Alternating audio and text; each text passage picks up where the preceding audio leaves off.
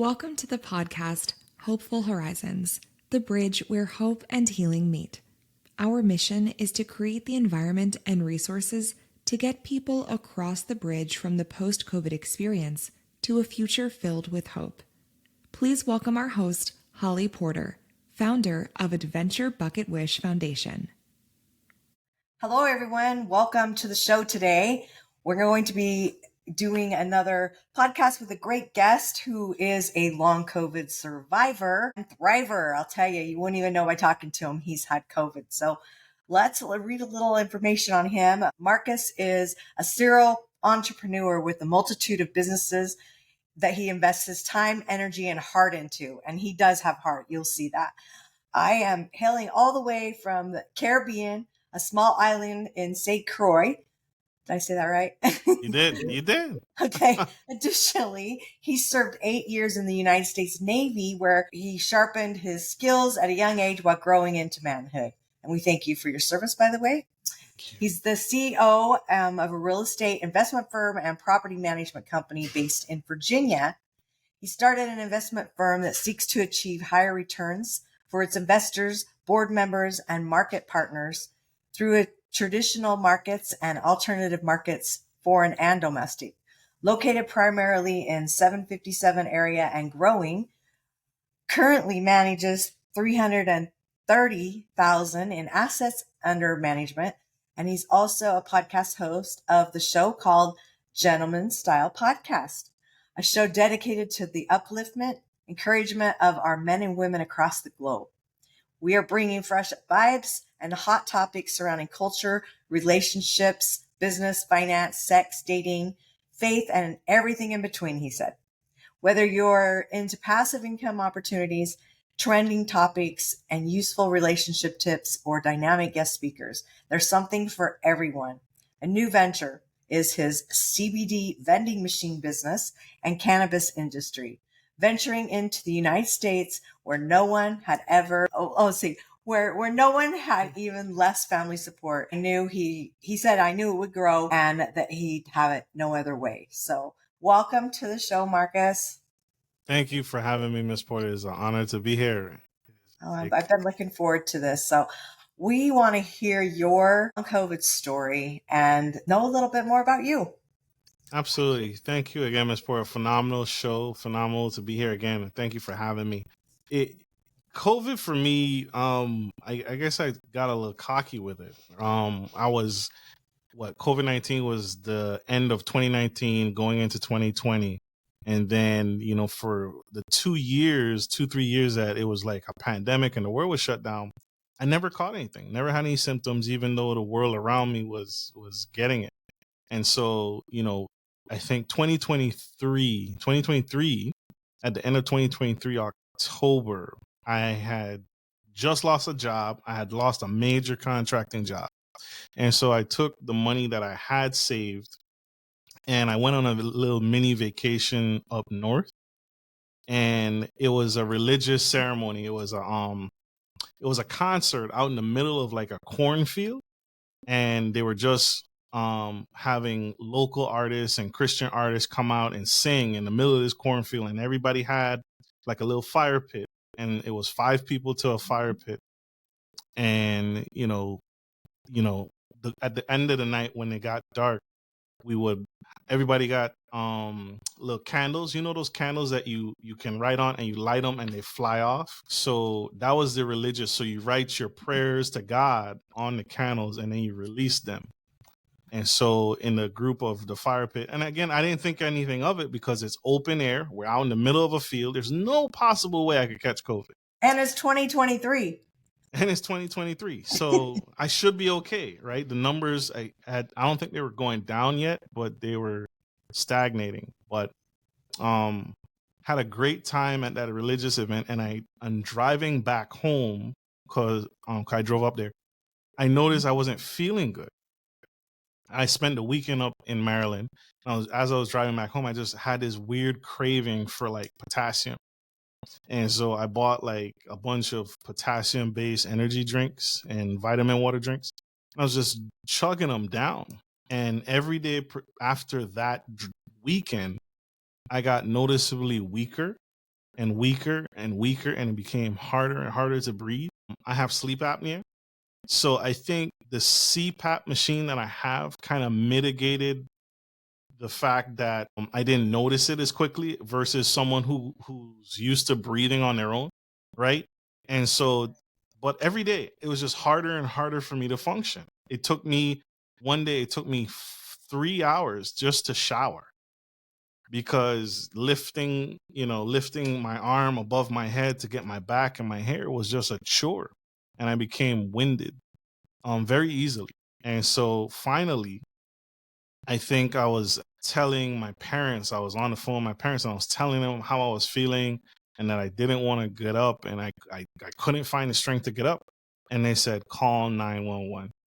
And I called 911. I was trying to drive myself to the hospital, but I couldn't find the strength to get dressed. And like I said, putting on my clothes was difficult. So I was able to dress myself. I called 911. I said, whatever. I called 911. The ambulance came. They came at the door, and the EMT, I let him in, and he put the little oxygen meter on my finger. And before I knew it, he picked me up and slung me over his back. And he drove off with me in the truck. He didn't give me any heads up. So I think my oxygen had dropped to below 70. Yeah. And so he saw what my oxygen levels were, and he immediately rushed me to the nearest hospital, and they began treatment. And I was there, and I woke up in the hospital bed with the tubes on me, and in my the little apron they give you. And I was there. I was on, I think, the 5th or 4th floor. So I was in the highest point of the hospital, one of the highest points of the hospital. And, doctors are coming. And I think I was assigned in the initial phase, at least 2 to 3 doctors. And one was the primary doctor or the lead doctor. The second was like a germ specialist doctor. But honestly, nobody knew or understood COVID yet, right? It's still fairly new. So they're just trying stuff on me, and I had to get stabbed in my belly every hour, and they're just checking my oxygen levels and giving me blood thinners and stuff like that. But it was really disheartening because COVID was such a scary virus because people who love you can't visit you. And so I'm sitting in the hospital, and I just remember that if I had to hit that little buzzer to get help from a nurse, I remember they would send one nurse. That was the only nurse that could see me on shift. They wouldn't allow like different nurses to come visit. I was assigned one nurse per shift. And so I remember they had like a little station set up outside my room to where they would have to don like a hazmat suit to come in and deal with me. And so it became very depressing, and I spent the next 4 to 8 weeks in there. I spent a month and a half hospitalized, and I was incredibly depressed. I was incredibly just questioning my whole life. Right? I thought I wasn't gonna make it. In the beginning, the doctors weren't sure if I was gonna make it because my lungs had shrunk to the size of a golf ball. And so it was really scary for everybody. And I lost faith in myself. I lost faith in God. I lost faith in anybody because you even though it's dangerous for people to visit you, they can't. But all these people, my parents were calling me, checking on me, calling to make sure I'm okay. The church I was attending at the time, they had started a prayer line, and they added me to the prayer list. And the pastors and the leaders were calling me and checking up on me and seeing, just praying for me. And it was really bad. A young lady I was dating at the time, she was incredible. She was a phenomenal person. She lived up north, and she wanted to come down and see me. And I said, don't, because you're not going to be able to be with me. Like, you're not going to be able to sit at my bedside and here with me. It's dangerous. So she wanted to drive down and stay with me while I went through this and fight this. And I asked her not to. And I became so depressed that I broke up with her because I was just really feeling down on myself. I started thinking about my life and thinking about my will and assets and, Right. who's going to get what and all these things. And, it was a really low point. I became very aggressive, not physically, but I became very irritable to the nurses that were seeing me. I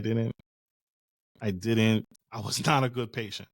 Oh, For about a week. I was just not a good patient. And I started demanding that, they release me. Just let me go. Let me out of the hospital. Let me out of this bed. I don't care what happens to me. I don't care what happens. And I just want to get out of here because a hospital is not a nice place yeah. for the most part, especially by yourself. And it was, again, I was hospitalized in October. I got checked out in the middle of November. And I, when I was being irritable to the nurses, I think, I can't remember which happened. I don't know if I told my parents what happened or the nurses called my parents and told them how I was acting. But I remember my dad calling me and he's saying, "What's going on with you? I'm hearing that you're being very irritable. You're being, just a butthole, right?" Yeah. And my dad's like, "Calm down. Let them take care of you.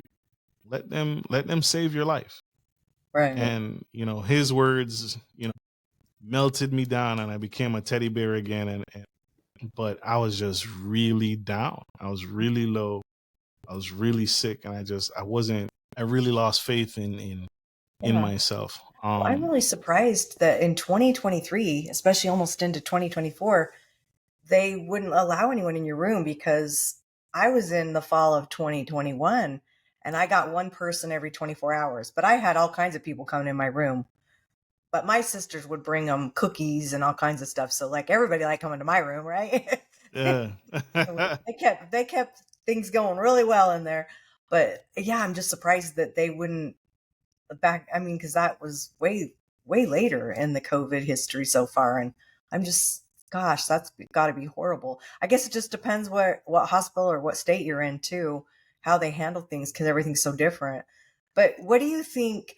The mental health is a big issue. I think a lot of people that get sick in general, but especially with COVID, we all have a COVID story. It seems like whether you got it or didn't get it, or you knew someone or someone you love passed away, we all got affected by it, right? And I'm just curious, what was the biggest factor in getting you out of that funk, so called, that you were in mentally? I think the biggest factor was I realized that my house wasn't in order, right? Yeah. Wake up And call. wake up call. I realized when I started getting better, and again I had the little nasal tubes, but then the doctors put a CPAP machine on me. Right. So on top of the nasal tube, I had that. And so that's when I was declining. They said we gotta keep oxygen to him. Yeah. Everything except the I forget what you call it now, but where they insert the tube down your throat. Because Intubation. typically Got that one down. so typically, and you're the exception and there's others exception, but typically people don't come No, back they after that don't. point. And Yeah. so I remember the doctors talking amongst themselves in my room, and they were like, we don't want to give this, because I was 30, what, 34, 35 at the time. So this young man should be able to bounce back. So they gave Sure. me everything they could. And when I started getting better, I realized that, okay, God, I'm back. I'm coming back. So clearly you're not done with me yet. So there's more on this earth that I need to do. Um, I have a portfolio of ATM. I have a small portfolio of ATMs that I own and manage. And I remember reaching out to this gentleman who has thousands of ATMs. He's been doing it forever. Older gentleman, Christian. And I reached out to him and said, "Hey man, do you want to buy my ATMs from me? I'm in COVID. I'm dying. I'm probably Right. not gonna make it." And he was like, "Let's talk after." That was his words. He's like, I'm telling him I'll sell you all my ATMs, and he's saying, "Let's talk after you get better." That's Yeah. it. That's his words. It was that love he had, and that hey, you're gonna pull through. Right. That Give you that some faith. hope. So all of those little things, and the fact that I was starting to get better, my oxygen was going back up, my lungs were repairing slightly, And so, I think that got me back on track. And then the prayers and my parents just, hey, when you check, when I checked out, the night I checked out, one of my church friends bought me Chipotle. So if anything, I was looking forward to Chipotle. Some food. Some food, some actual Well, food.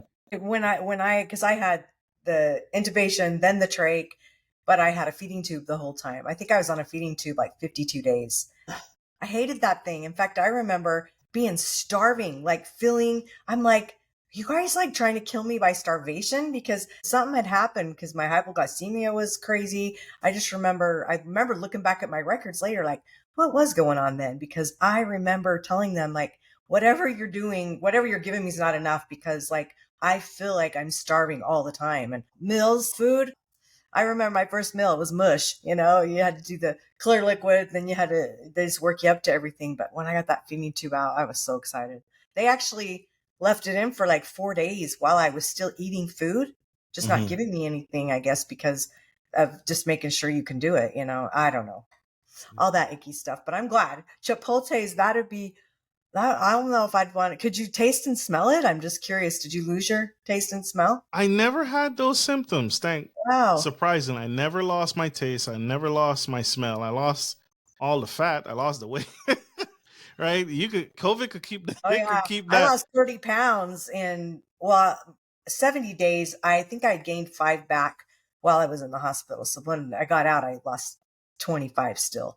But yeah, when you lose that quick, but your muscle mass, everything, didn't you feel like everything was jello? Yeah, I lost a lot of muscle mass. Yes. My muscles were atrophying, so I had to learn how to walk again. Yeah. Not to the extreme of I needing physical therapy or anything like that, but I'm a bulky guy, right? And so my muscles had atrophied to nothing. So walking and standing up had to relearn that a little bit.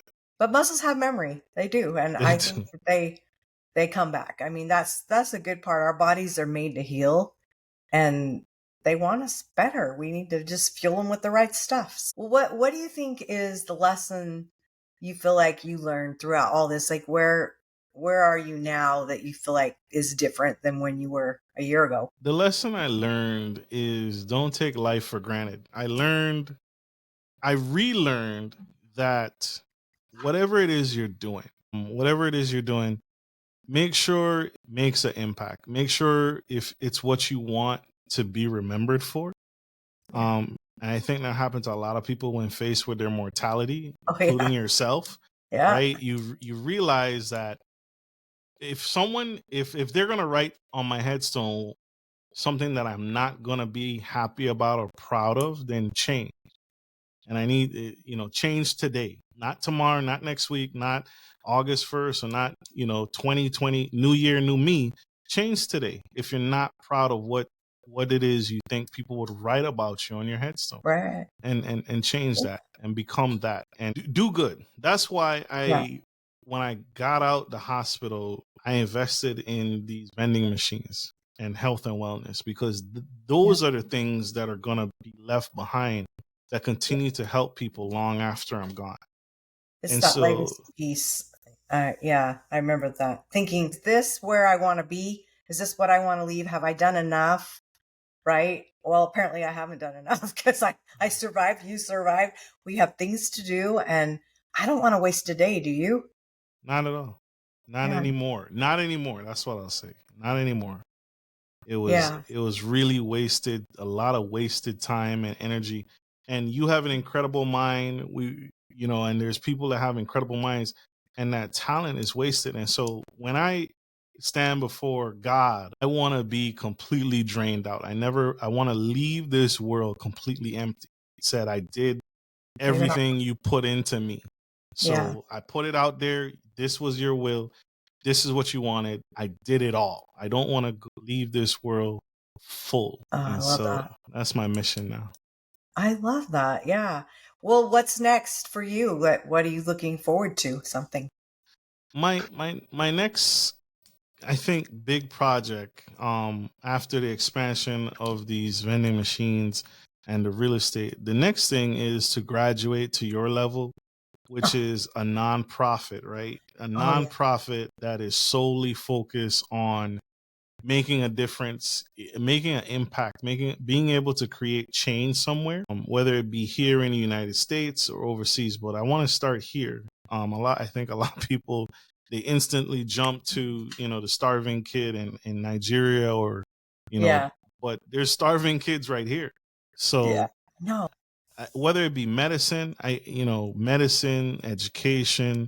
but I want to, that's the goal for me, is to create a nonprofit that gives back to the world in a very positive way. Yeah. Whoever has the cure to cancer, I want to be able to fund that. Whoever has the cure for Alzheimer's, our Yep. mind, our brains, whoever Yes. has that cure, I want to be able to say I was a part of that, and I was able to back up my words with money. And Yeah. so I think that's next for me. I love that inspiration too. That you'll do it, I have no doubt. And when you're ready to do your nonprofit, I can give you a couple tips that were given to me. I'll pass along to you. And we got our nonprofit in 25 days, which is almost unheard of. So we Incredible. were really, really lucky. But I'm just, yeah, I'm grateful that you're still here with us and that you have lots more to do and lots of lives to change. I love that, just what you're always a giver, and I can see that's how you've ran your life, and you're probably doing it even more now. But any last words you want to say to our listeners? Just reiterating what I said. If you don't like what you think people would write about you or feel about you, change. Change today. Make a difference and leave this world better than how you found it. Yeah. Yeah. 100%. We all, and be kind. We Yeah. need more kind, right? There's a lot of turmoil going on, and I think we need the light of good people. So you're one of them. Definitely. I appreciate that. Well, Thank you. thanks. You too. Thanks, Marcus, for joining us today on the show. And listeners, I hope that you got inspired and found some hope in Marcus's story. That's what we aim to do here. We will see you on the next show. Bye for now. Our biggest dream and desire is to bring lasting impact to the lives of the millions experiencing long COVID effects and symptoms all across the world. Please join us. You can reach out to us at adventurebucketwish.org.